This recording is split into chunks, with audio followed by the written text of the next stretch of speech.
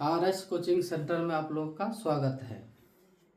आज हम लोग क्लास 10th का भूगोल का जो प्रथम अध्याय है, जिसमें संसाधन विकास और उपयोग, ये पहला अध्याय है।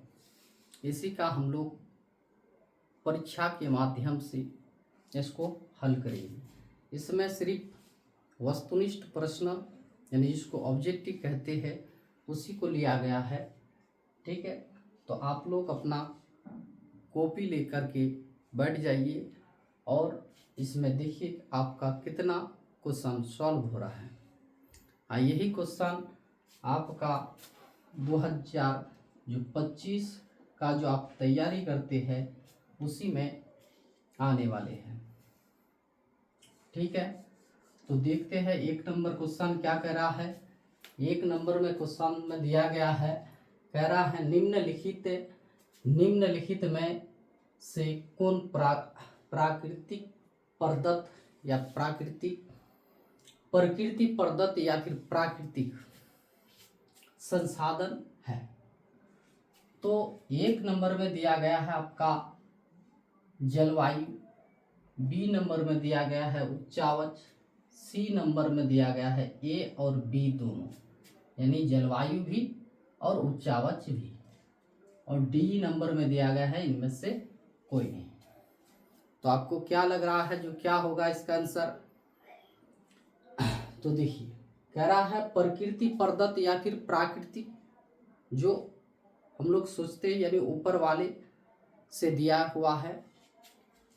तो ये जो जलवायु जो है मौसम का जो भाग होता है, और ये जो उच्चावच यानी मैदानी क्षेत्र, पठारी क्षेत्र और पर्वतीय क्षेत्र, ये सब ये दोनों जो भाग है आपका क्या है, प्रकृति प्रदत्त संसाधन कहते हैं इसको। ठीक है, तो ए और बी जब आपका सही है तो आंसर क्या हो जाएगा, ए बी। यहाँ नहीं टिक लगाना है, आपको लगाना है टिक सी में, यानी ए और बी दोनों। ठीक है, अगला क्वेश्चन देखिए, कह रहा है 2 नंबर, निम्नलिखित में से कौन मानवकृत संसाधन है। कह रहा है मानवकृत, जो संसाधन को आप समझ लीजिए पहले। मानवकृत संसाधन जो मानव ने निर्माण किया है, जो मानव ने बनाया है। तो जैसे भवन यानी घर को किसने बनाया, तो मानव ने बनाया। ठीक है, सड़क को किसने बनवाया, तो मानव ने। क्या प्रकृति ने बनाया था? नहीं, प्रकृति ने इसे नहीं बनाया है। हम ही लोग यानी मानव क्या करते हैं, इसका निर्माण करते हैं। रेल लाइनें यानी रेलवे जो होता है, इसका भी निर्माण किसने किया, तो मानव ने। तो आंसर क्या हो जाएगा, ए बी सी, यानी आंसर लगेगा आपका डी, इनमें से सभी। ठीक है, 3 नंबर क्वेश्चन देखिए, निम्नलिखित में से कौन जैविक संसाधन है। क्या जैविक संसाधन, यानी जिसमें क्या जीव के अस्तित्व होते हैं। तो मछलियां, ये तो जैविक है। पेड़ पौधे, ये भी जैविक है, और मानव तो स्वयं का है ही। तो मछलियां भी जैविक, पेड़ पौधे भी जैविक, और मानव भी जैविक। तो आंसर हो जाएगा इनमें से सभी। ठीक है, नेक्स्ट कह रहा है निम्नलिखित में से कौन अजैविक संसाधन है। यहाँ पूछा गया है जैविक, इसमें पूछा गया है अजैविक। तो देखिए, खनिज जो है आपका क्या है, तो इसमें जैव की मात्रा नहीं है। चट्टान जो है ये जैविक नहीं है। मिट्टी ये भी जैविक नहीं है। तो कह रहा है निम्नलिखित में कौन जैविक संसाधन है। तो जैविक संसाधन कौन है, ये है, तो सॉरी अजैविक पूछा गया है। क्या पूछा गया है, अजैविक। तो निम्नलिखित में कौन अजैविक संसाधन है? तो जैसे मछली, पेड़ पौधे ये सब जैविक है, लेकिन खनिज क्या हो जाएगा आपका? अजैविक।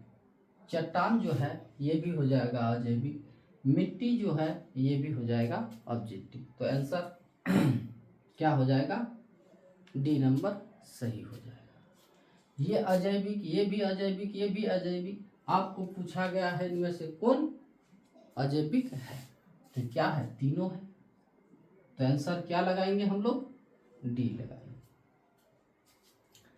चलिए 5 नंबर क्वेश्चन, निम्नलिखित में कौन नवीकरणीय, जो पूछा गया है उसको आप ध्यान से देखिए।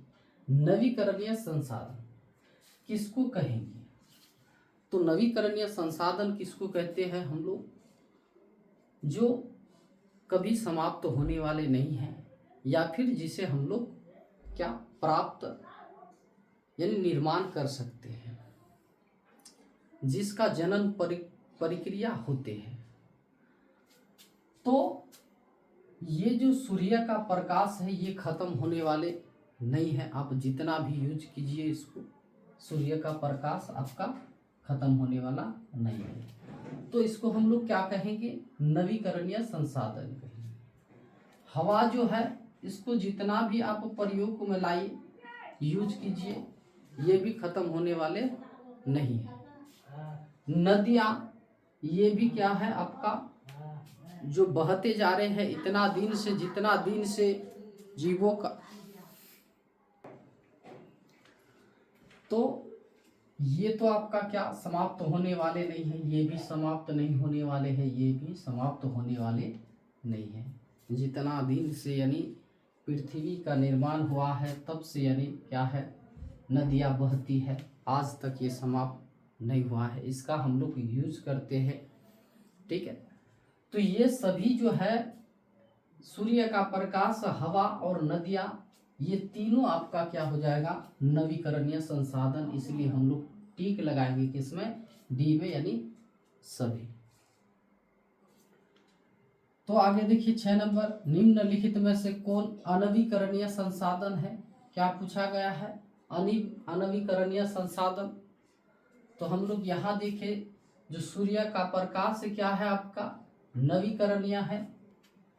और हवा भी देखे, ये भी आपका क्या है? नवीकरणीय। लेकिन कह रहा है ये खनिज जो है ये नवीकरणीय संसाधन नहीं है, क्योंकि ये एक ना एक दिन क्या हो जाएगा? समाप्त हो जाएगा। इसको समाप्य संसाधन भी कहते हैं। तो आंसर हो जाएगा बी, क्या? खनिज हो जाएगा अनवीकरणीय संसाधन, ठीक है। 7 नंबर क्वेश्चन कह रहा है चक्रीय संसाधन किसको कहेंगे? चक्रीय संसाधन।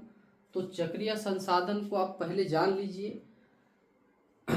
वैसे वस्तु जिसका हम लोग यूज करते हैं, फिर अगर उसका कुछ अंश बच जाता है, फिर उसको हम लोग बेच देते हैं, या फिर कूड़े करकट में जो हम लोग बदल देते हैं, उसको फिर भंगार में बेच देते हैं, और वही वस्तु फिर दोबारा निर्माण हो जाते हैं। फिर कंपनियों में जाके उसको फिर निर्माण किया जाता है, तो उसे हम लोग क्या कहेंगे? चक्रीय संसाधन। कोयला को अगर एक बार हम लोग प्रयोग में लाई तो ये क्या हो जाएगा? इसका राख हो जाएगा, लेकिन राख हमें काम नहीं आते हैं। पेट्रोल जो है इसका यूज करने पर इसका धुआं निकलता, लेकिन इसका कुछ भी नहीं बचता है, ये समाप्त हो जाता है। केरोसिन तेल भी है, जो मिट्टी का तेल कहते हैं, ये भी अगर एक बार मशीन में डालते हैं, ठीक है, तो इसको जला के ख़त्म कर देते हैं। लेकिन लोहा या फिर लोहे,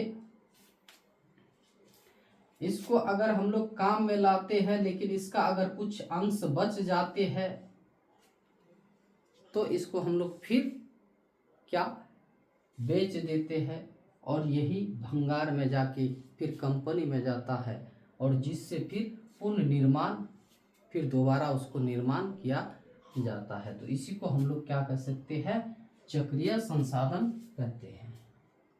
अचक्रीय संसाधन किसको कहेंगे, तो जहाँ यहाँ जैसे ये क्या हो जाता है, समाप्त हो जाता है, तो कोयला क्या है आपका समाप्य संसाधन, इसी को फिर पेट्रोल ये भी समाप्य संसाधन, ये मिट्टी का तेल ये भी समाप्य संसाधन।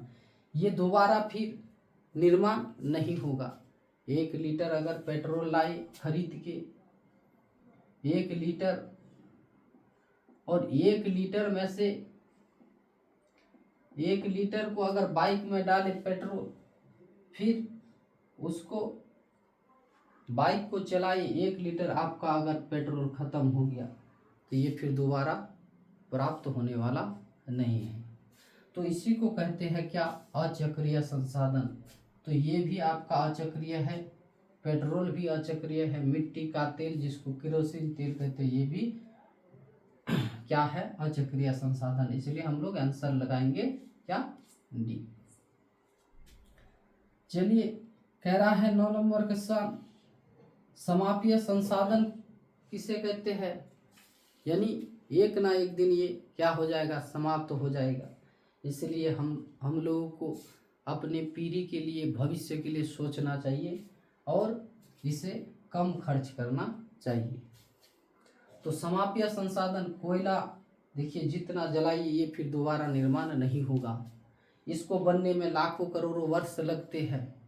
तो ये क्या है, समाप्य संसाधन है। हवा, ये तो समाप्य संसाधन नहीं है, क्योंकि इसको जितना भी आप यूज कर सकते हैं। सूर्य का प्रकाश, ये भी समाप्य संसाधन नहीं है, आंसर हो जाएगा कोयला। 10 नंबर क्वेश्चन, निम्नलिखित में कौन निजी संसाधन, क्या निजी संसाधन, यानी निजी मतलब क्या होता है, अपना जो खुद का है।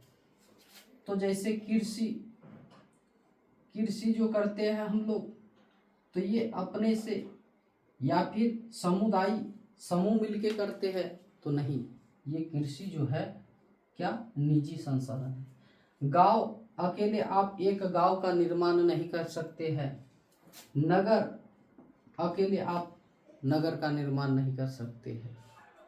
शमशान जो होता है, ये शमशान सामुदायिक संसाधन है, क्योंकि एक गांव में जितने जनसंख्या है या फिर एक शहर में, सबको एक ही शमशान में क्या करते हैं,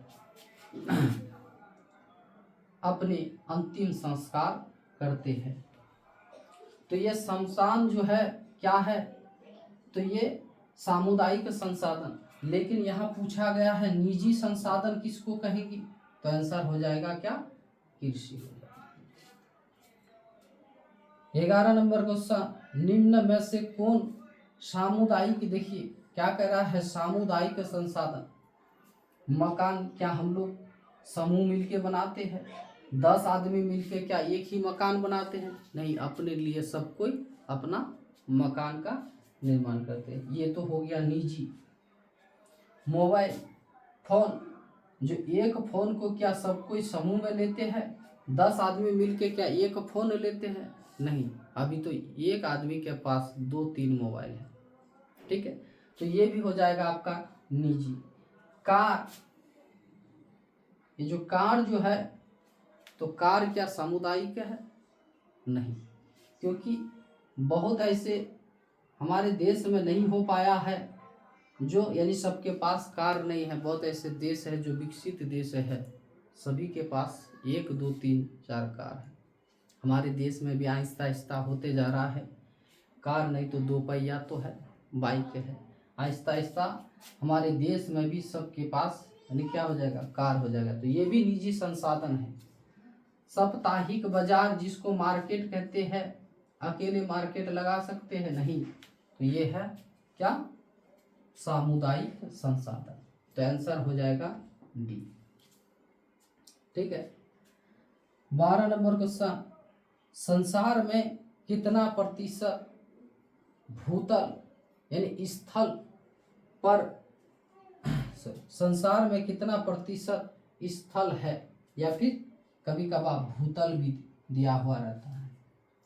भूतल या फिर स्थल है, तो संसार में यानी पृथ्वी में कितना प्रतिशत स्थल है, तो कितना, क्या 71%? नहीं, 71% क्या है, जल है। 29%, हाँ, ये 29% ही यानी संसार में क्या है, स्थल है। 30% क्या है, तो 30% हमारे देश में स्थलीय भाग का 30% पर्वत है। स्थलीय भाग का 43% भारत का क्या है, तो मैदानी क्षेत्र है। ठीक है, तो आंसर हम लोग को क्या लगाना है, बी लगाना है। 13 नंबर क्वेश्चन क्या कह रहा है, कह रहा है पृथ्वी में कितना प्रतिशत जल है, कितना प्रतिशत जल है, तो 71% क्या है, जल है। 29% क्या है, स्थल है। 27% भारत के भूभाग का 27% क्या है, पठारी क्षेत्र है। और 43% क्या है, भारतीय भूभाग का यानी मैदान है। क्या है, मैदान। 13 नंबर का क्वेश्चन यहाँ से हुआ। और फिर आगे देखिए क्वेश्चन क्या कह रहा है, 14 नंबर क्वेश्चन देखिए, कह रहा है विश्व में प्रतिवर्ष पर्यावरण दिवस कब मनाए जाते हैं। हम लोग पर्यावरण जब वन जो है ये खतरे में था, तभी हम लोग सोचे, जो यानी पूरी दुनिया मिलकर सोचा, जो इसको भी क्या देना चाहिए, सम्मान देना चाहिए, क्योंकि उसी के चलते हम लोग बचे हुए हैं। वन नहीं तो हम नहीं, वन है तो हम है, तो इसलिए पर्यावरण दिवस के रूप में मनाए जाने लगे। तो कह रहा है विश्व में प्रतिवर्ष पर्यावरण दिवस कब मनाए जाते हैं, तो आंसर हो जाएगा आपका क्या, 5 जून। जल दिवस मनाया जाता है 22 मार्च को। तो आपको पूछा गया है पर्यावरण दिवस, तो आंसर हो जाएगा क्या, ये। और अगर जल दिवस पूछा जाए तो 22 मार्च को। गांधी जयंती पूछा जाए तो 2 अक्टूबर को। स्वतंत्र दिवस, स्वतंत्रता, तो वह 15 अगस्त। ये है गणतंत्र दिवस यानी 26 जनवरी। तो आंसर हो जाएगा क्या, ए। 15 नंबर क्वेश्चन कह रहा है प्रथम पृथ्वी सम्मेलन कब हुआ था। प्रथम पृथ्वी सम्मेलन, जब पृथ्वी में प्रदूषण और बहुत सारे जीव जंतु खतरे में पड़ रहे हैं, वजन परत क्षय होने लगा है, तभी विश्व के सभी देशों ने भाग लेकर बैठक बुलाया गया, इसी को यानी क्या, जिसमें पर्यावरण के बारे में सोचा गया, जो हमें पृथ्वी को कैसे संतुलित रखा जाए। तो ये पर्यावरण सम्मेलन हुआ था कब, प्रथम बोला गया है, प्रथम पृथ्वी सम्मेलन तो हुआ था, आंसर हो जाएगा आपका क्या, 1992। 1992 में हुआ था। और 1997 में हुआ था। फिर इसी में पूछेगा आपको द्वितीय पृथ्वी सम्मेलन, फिर बैठक हुआ था। 92 में पहला हुआ, और दूसरा जो हुआ तो 1997 में, तीसरा जो हुआ तो 2002 में। आंसर क्या हो जाएगा, ए नंबर हो जाएगा। ठीक है। 16 नंबर क्वेश्चन कह रहा है संसार का सबसे कीमती संसाधन किसको कहेंगे। कीमती, ऐसे तो यानी सब कोई कीमती है, वन भी कीमती है, नदियां भी कीमती है, खनिज भी, लेकिन इनमें से आपको चारों ऑप्शन में आपको क्या लग रहा है, ये बहुत ही क्या है, कीमती है। तो आंसर हो जाएगा खनिज, क्योंकि वन हमें, वन है तो हम है, ये तो हम जानते हैं, लेकिन इसको हम लोग को प्राप्त कर सकते हैं, क्योंकि ये जो है जनन प्रक्रिया कर सकते हैं। ठीक है। लेकिन खनिज अगर एक बार ये खत्म हो जाएगा तो फिर दोबारा प्राप्त नहीं होने वाले हैं, इसलिए इसको हम लोग क्या मानेंगे, तो कीमती संसाधन मानेंगे। किसको? खनिज को। ये भी जनन प्रक्रिया कर सकते हैं, ये भी जन्म दे सकते हैं, इसका भी जनसंख्या बढ़ सकता है। नदी जो है ये समाप्त होने वाले नहीं है, ठीक है। तो और इसके जल को हम लोग क्या, ये बांधों द्वारा बिजली उत्पादन करते हैं, लेकिन ये जल खत्म होने वाला नहीं, ये खत्म नहीं होता। तो ये तो है हमारे लिए महत्वपूर्ण है, लेकिन सबसे ज्यादा महत्वपूर्ण यानी हम लोग किसको मानेंगे कीमती? तो खनिज को। 17 नंबर क्वेश्चन, निम्नांकित में कौन प्राकृतिक संसाधन नहीं है? देखिए यहाँ पूछा गया है नहीं है, इसको चिन्हित कर लीजिए। नहीं है तो प्राकृतिक संसाधन, वन तो प्रकृति संसाधन है, ठीक है। नदियां भी प्राकृतिक संसाधन है, खनिज भी प्राकृतिक संसाधन है। नदियां के मानव द्वारा बनाया गया है तो नहीं, वन क्या मानव द्वारा तो नहीं, ये प्रकृति का देन है। खनिज भी प्रकृति का देन है, लेकिन ये नगर जो है ये प्राकृतिक संसाधन नहीं है। इसको मानव द्वारा जितना जनसंख्या जो बढ़ रही है इसी से यानी नगर का निर्माण होते हैं, ठीक है। चलते हैं आगे। इनमें किस प्राकृतिक संसाधन का भंडार सीमित है? यानी सीमित है का मतलब जानते हैं, यानी ये क्या हो जाएगा, अगर हम लोग ज़्यादातर इसको प्रयोग में लाए, यूज किए, तो ये जल्दी खत्म हो जाएगा। कम प्रयोग में लाते हैं तो आहिस्ता आहिस्ता आहिस्ता आहिस्ता खत्म हो जाएगा, लेकिन खत्म होने वाला है। प्राकृतिक संसाधन का भंडार सीमित है। तो ये खनिज तेल जो है ये क्या है, सीमित है। हमारे पास जितने हैं इसको अगर हम लोग चाहेंगे तो कुछ वर्षों में ख़त्म कर सकते हैं, तो इसलिए इसको कहते हैं सीमित है। और सूर्य का जो ऊर्जा इसको आप ख़त्म नहीं कर पाएंगे, हवा ये भी नहीं, पानी ये भी नहीं, तो आंसर हो जाएगा ए। 19 नंबर क्वेश्चन, इनमें कौन मछलियों के अस्तित्व को खतरे में डाल सकता है? मछली के अस्तित्व को खतरे में डाल सकता है तो कौन? वर्षा जल या फिर सागर या फिर दूषित जल या फिर मानव निर्मित बांध?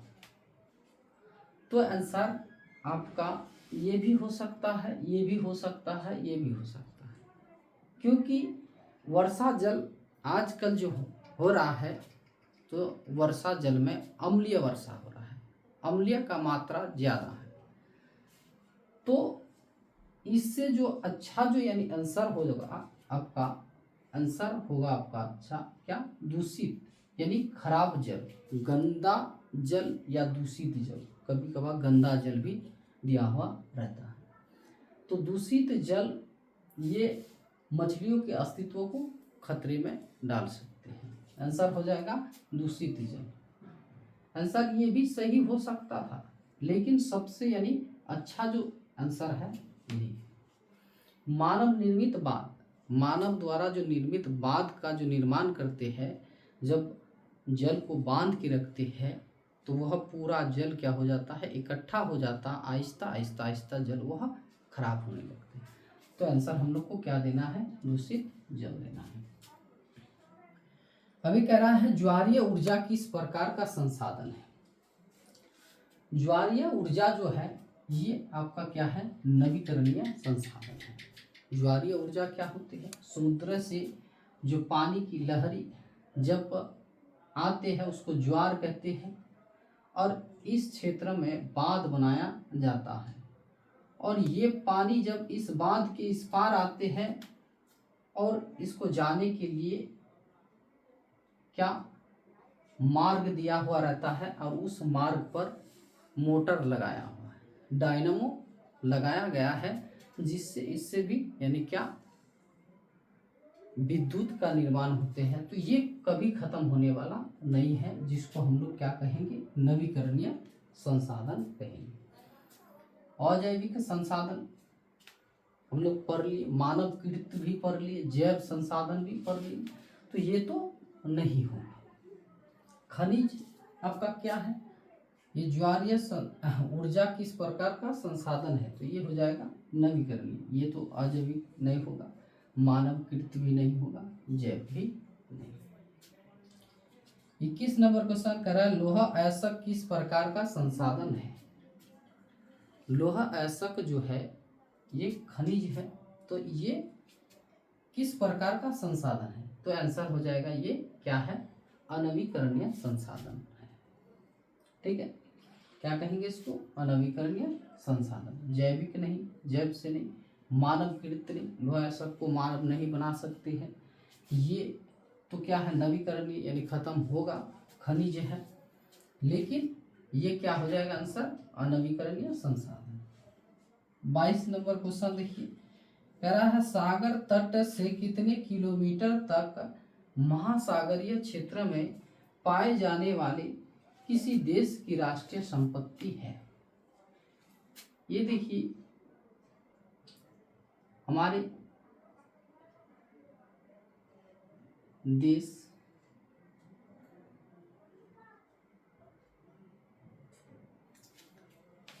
भारत देश, हमारे प्यारे देश, ये जो है तो कह रहा है सागर तट से कितने किलोमीटर तक, यहाँ गुजरात से लेकर के यहाँ पश्चिम बंगाल तक, ये जो है सागर तटीय प्रदेश। ये सागर के इधर तो अरब सागर है, इधर बंगाल की खाड़ी है, और नीचे है हिंद महासागर।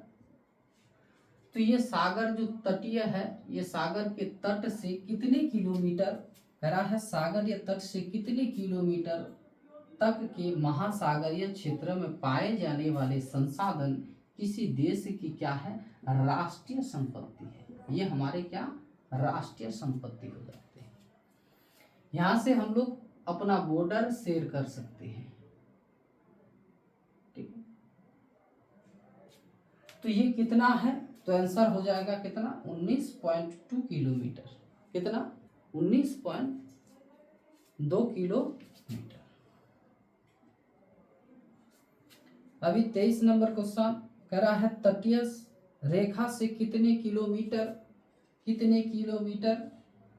तक महासागरीय क्षेत्र किसी देश की अपवार्जक आर्थिक क्षेत्र माने जाते हैं। यहाँ से हम लोग बॉर्डर शेयर कर सकते हैं, लेकिन कह रहा है यहाँ तट से कितने किलोमीटर तक हमारा, यहाँ तक कितने किलोमीटर तक हमारे अपमार्जक राष्ट्रीय क्षेत्र माने जाते हैं। वहाँ अगर कुछ खनिज मिलते हैं वो हमारे देश का होगा। तो ये कितने, तो आंसर हो जाएगा 200 किलोमीटर। 200 किलोमीटर। ठीक है, तो 23 क्वेश्चन आपके पास आ गए।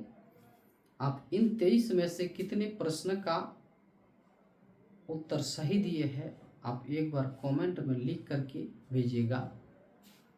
और इस चैप्टर का तो हुआ, फिर अगले चैप्टर अध्याय, इसी तरह हर विषय के एक एक अध्याय का इसी तरह क्वेश्चन दिया जाएगा, और आप अपने घर में क्या कीजिए, ये कॉपी में लिख लीजिए।